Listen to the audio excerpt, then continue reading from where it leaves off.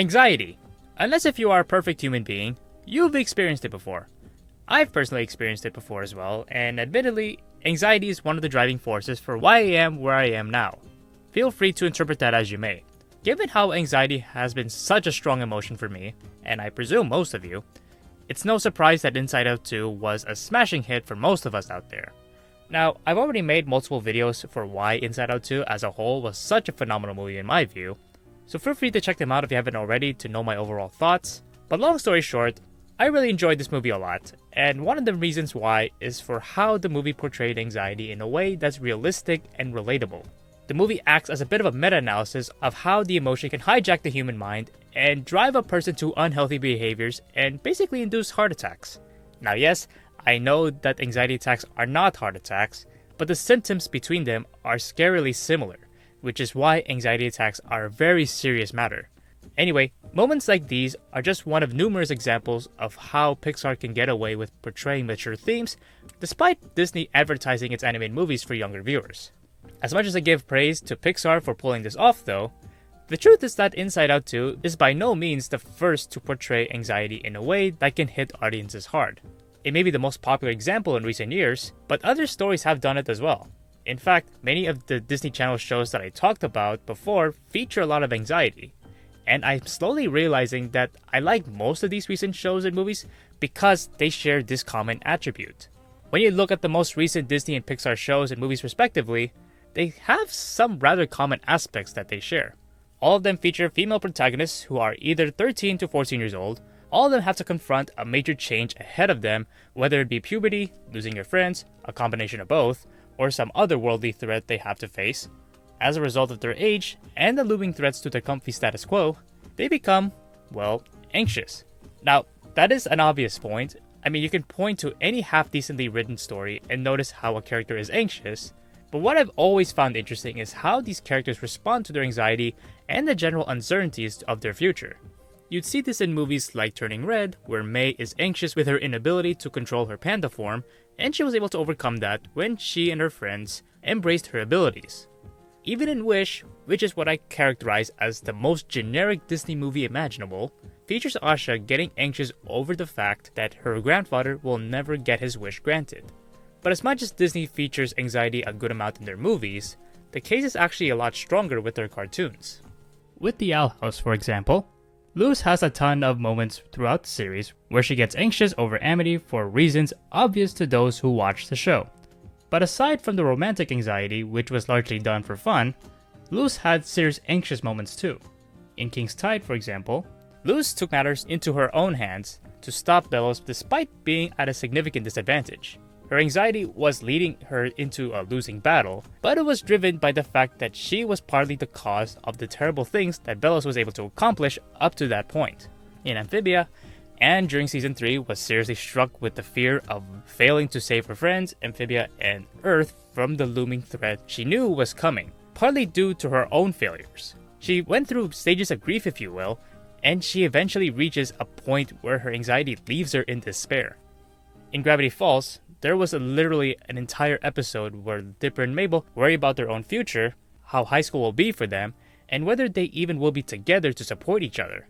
And I'm sure those who watched it know what happened as a result of that. It's not just with Disney's serious cartoons where anxiety plays a major role in how these characters act. In Moon Girl, especially in season 2, Lunella had PTSD from her brief near-death experience in the multiverse, and had a couple of episodes where she did what she could to make sure she is prepared for this kind of scenario in case it happens again. In Haley's On It, the show is built on the premise of Haley making sure humanity's future is secure by completing her list. Too bad it's extremely unlikely we will ever see the conclusion to this story, but that's a video for another day. Even the Ghost and Molly McGee, which is supposedly the most lighthearted out of all of these shows I just mentioned, has a fair share of anxiety mixed into its themes. Molly, for example, is anxious of not being able to keep her new friends for the long term after her experiences of leaving friends behind all the time with her family moving city to city. Even when she does reassure herself that she will stay in Brighton and keep her friends for years to come, she acknowledges that her time with them is still finite, and wants to make the best out of them, creating everlasting memories with them. She is aware of the consequences of forgetting those she leaves behind. Keep in mind, these underlying themes with anxiety are with protagonists that are not what you would describe as chronically anxious. Although a few of these shows also cover that ground with their other major characters. With T-Gam, Libby is definitely what you would describe as chronically anxious. Admittedly, a lot of her anxiety moments are usually played for laughs, but it's still a part of her character stemming from her past experiences of humiliating herself in awkward situations. In Amphibia, you can argue that the entire story happened because of characters getting worried about their future. The entire saga with the Calamity Box stems from Leaf getting a vision of the future, and she did everything she could, even destroying her own friendship, to prevent that projection from happening. Although the irony of that attempt to prevent this future was what kickstarted this series of events. The same goes for Marcy as well. Like Riley from Inside Out and Molly from T-Gam, Marcy was also scared of entering a new stage in life without her friends. However, while Riley quickly accepted this reality and tried to move on to make new friends as soon as possible, Marcy's reaction was the polar opposite. She did everything she could to make sure she stays with her friends, even if it means running away from home, stealing a crazy music box, and trapping herself and her friends in another world. Despite having the exact opposite reactions and having very different experiences from similar situations, both characters reached the same conclusion. They created rifts in their own friendships, and both characters mentally break down as a result of that. Although one of these stories definitely had a much darker path. That said, after both of these characters were punished for what they did eventually reconcile with their two best friends, and they were able to enjoy one last dance/game with them.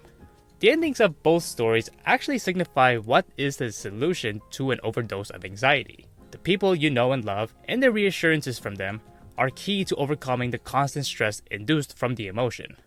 The future is uncertain. Most of it is uncontrollable, and knowing that fact is scary. So it's understandable why one may get worried. But that's the thing. Most of the future is uncontrollable. So it's not worth spending time worrying about things you cannot control. That is easier said than done, of course, but accepting that fact is easier when you have other people who care about you to handle that burden with you. Individuals tend to forget that other people can and do have similar struggles and worries, if not worse. So instead of worrying about your problems alone, open yourself to other support. That's what these characters learned in their respective stories, and frankly, I can see why these types of stories are what is popular right now. Sure, there are periods of history where it is objectively worse for people, but this is the first era where everyone has the capability of sharing their anxieties with others worldwide. So people are aware of anxiety as a concept much more than ever before. It's no surprise that this general feeling of worry has affected those who were making these stories like Inside Out 2, and the masses clearly love seeing their feelings be represented. So Disney's obsession with anxiety is a reflection of their own audience's obsession with anxiety. And this obsession will continue for quite a long time. But of course, these are just my thoughts, and you might have something more to say. Let me know about your thoughts on anxiety down in the comments below, and please give this video a like, and subscribe for more content like this. With all that being said, thank you all for watching this video. I hope you all have a great day. See you in the next one.